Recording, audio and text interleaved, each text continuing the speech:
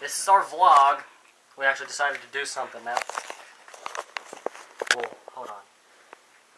We need to be official.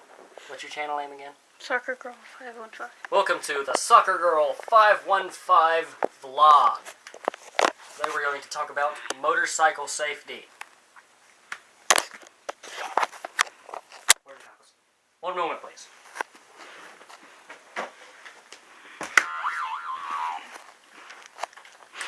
Now, you always need to wear a helmet.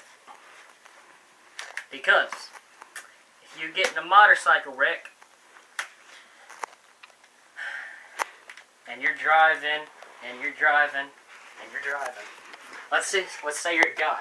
You're driving and you see a hot girl on the side of the road. You don't see the minivan in front of you and your bike hits and you fly over the minivan. Guess what? You land on your head. With a helmet, you're not going to break your head. You're just going to hear a boing noise. Without a helmet, you're going to go boing and most likely die. If this was an egg, I'd show you what I mean. It's a pillow, though, so I can't. So click it or ticket, not seatbelts. Wear a helmet or die. Thank you for watching this vlog. Subscribe for more videos. No, Bye. we are not retarded.